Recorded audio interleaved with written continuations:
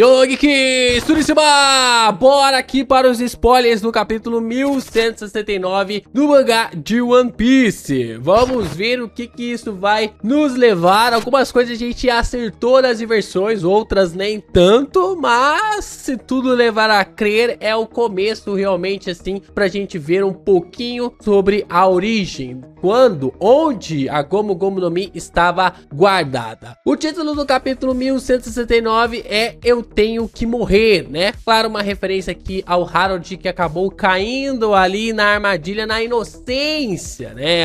Acabou sabendo de nada o inocente Harold e desta forma acabou sendo pego ali pelas artimanhas de Imu-sama. Nós voltamos para falar mais sobre esses spoilers depois da vinheta.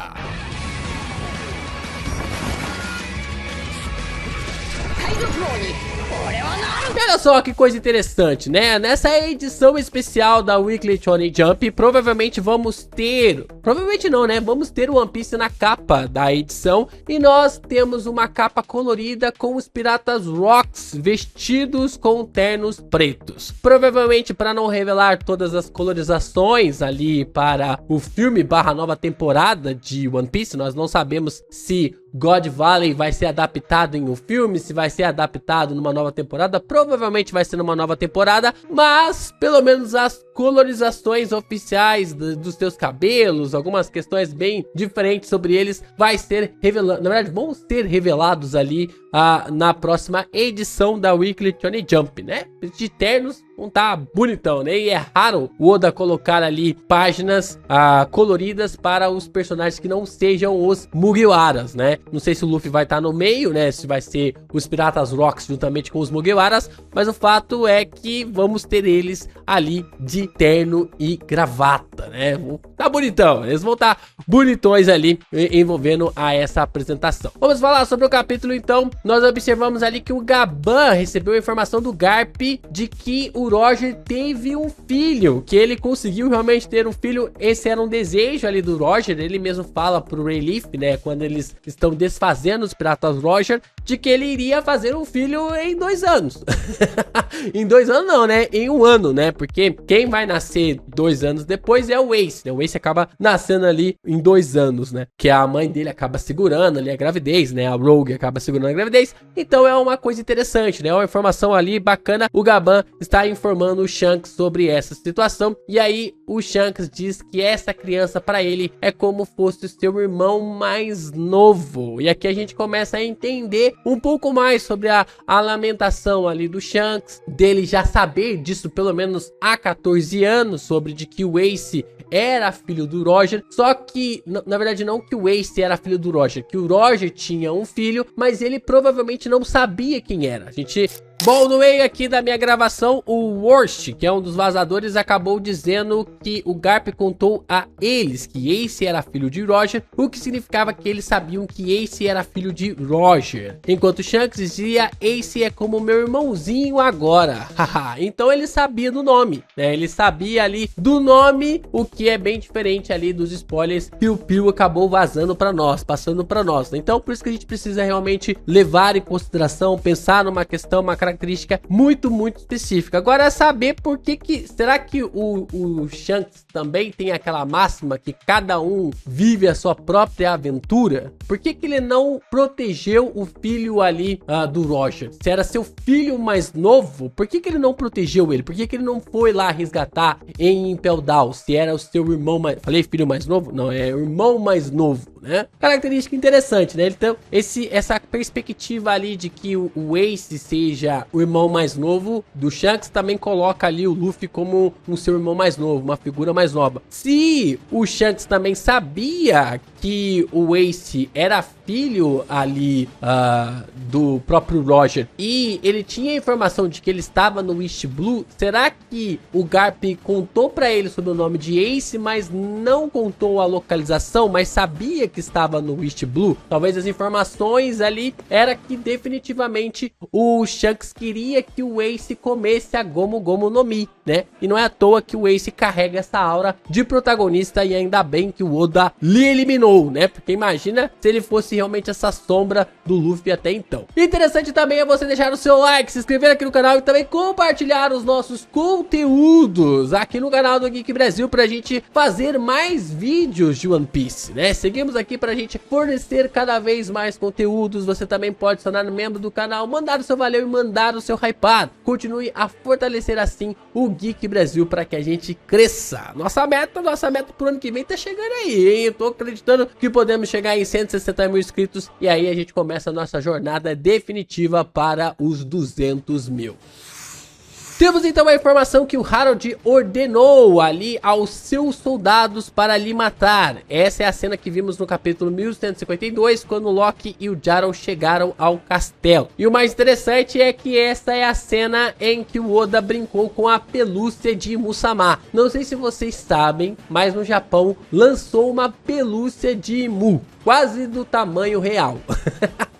E aí os japoneses começaram a brincar, né? Pegaram ali Imu, foram levar no McDonald's, levaram no Burger King, levaram de carona, colocaram o cinto ali pra Imu passear. E é claro que o departamento editorial / o Oda não ficaria longe das brincadeiras. E um dos pontos mais marcantes foi que nas fotos reveladas era ali na sketch original, na base ali da sketch original do capítulo 1152, é basicamente ali Imu desenhando a cena em que o Jaro estava sendo ferido ali, Jaro não, né? O Harold estava sendo ferido ali com os seus soldados, né? De que o Harold havia pedido. Agora a gente sabe que o Harold pediu, só que aqui a gente consegue entender que tudo foi controlado ali por Imu-sama. Então, basicamente, o Harold faz esse pedido, os seus soldados também acabam meio que obedecendo. E é interessante ver isso, né? Porque dizem que foi exatamente assim que o rei Harold Bluetooth acabou morrendo. Os seus próprios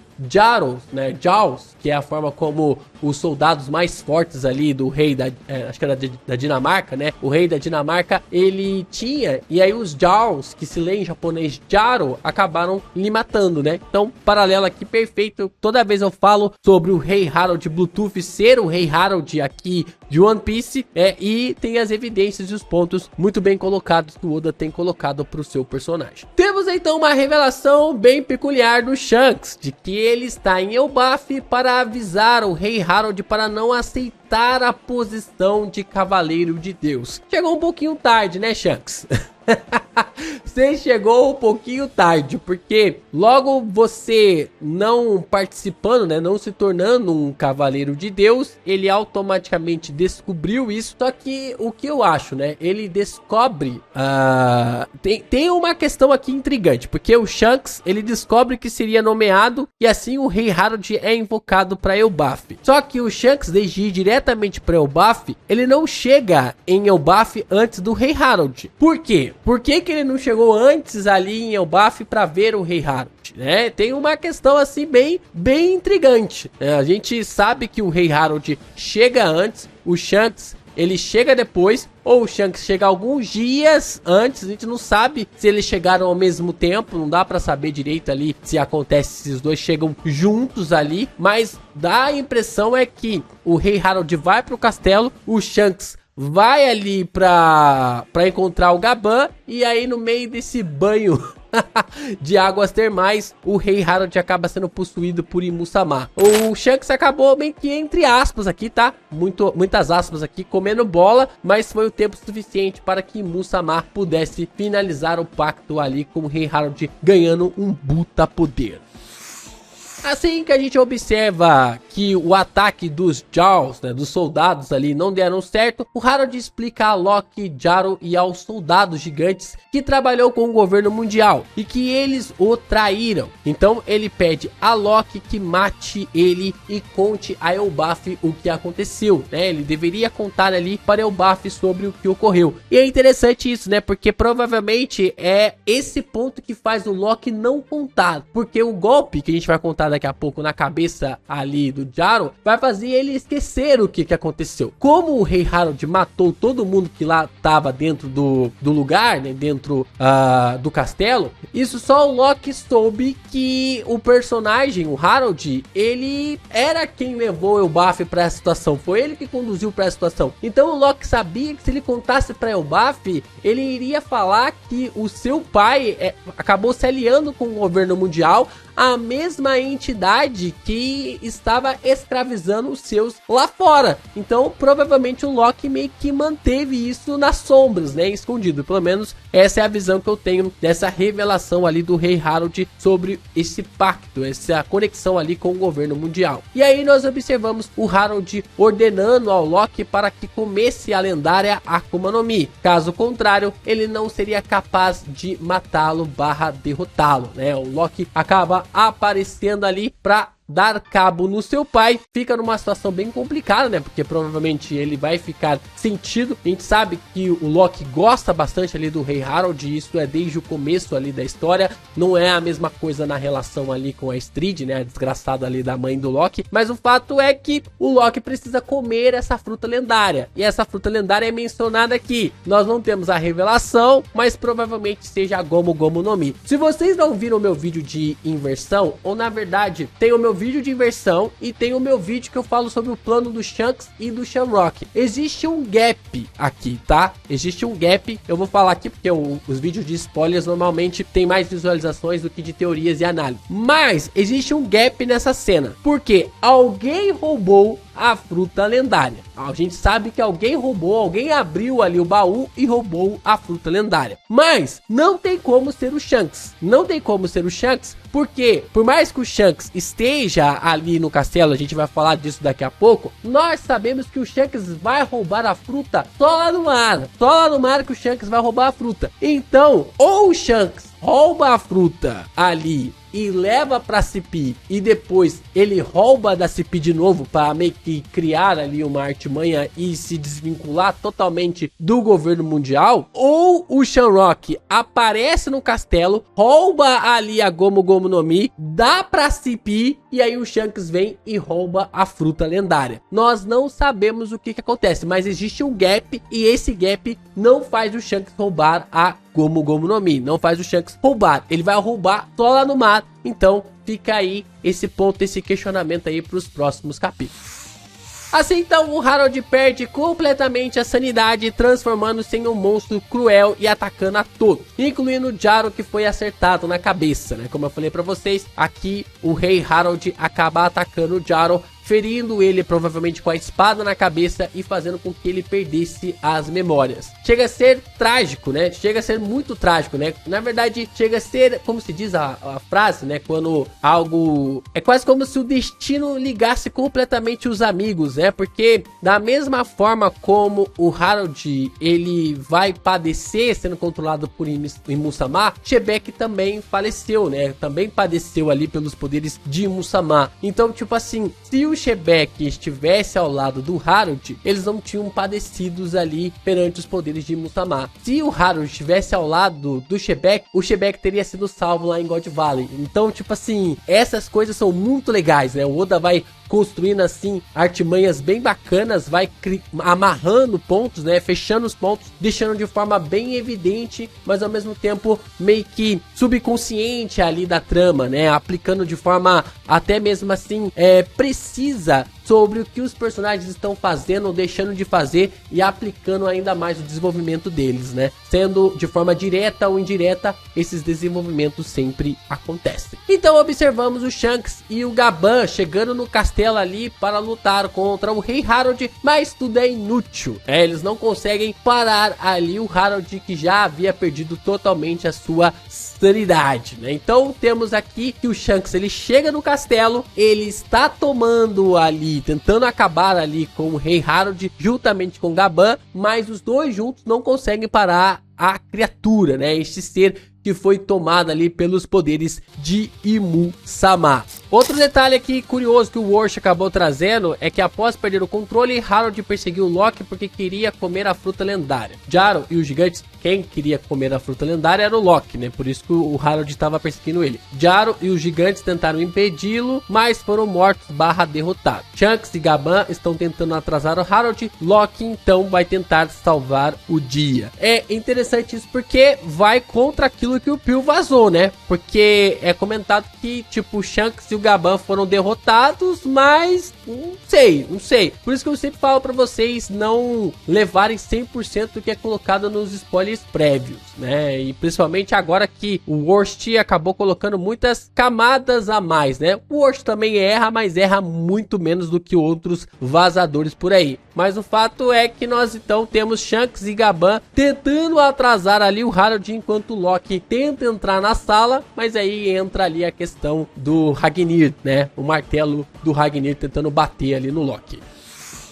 Então, no final do capítulo, nós observamos ali que o Loki, ele tenta pegar a fruta lendária, o Loki tenta pegar ali a fruta lendária, indo até a sala do tesouro, e ele tenta comer a Akuma no Mi, mas quando ele entra na sala do tesouro, o martelo de Ragnir o ataca, né? O martelo de Ragnir acaba ali atacando. Curioso, né? Curioso isso. Tipo, por quê? Foi algum gigante tava lá? Alguém mandou o martelo pra cima dele? O martelo não pertencia ao Loki, né? A gente não tinha... Deixa eu só ver aqui. Mas no último capítulo, quando ele aparece... Acho que é no penúltimo capítulo, né? Deixa eu colocar aqui capítulos. É no capítulo 1167. Ele aparece no final do capítulo segurando ali um pedaço de...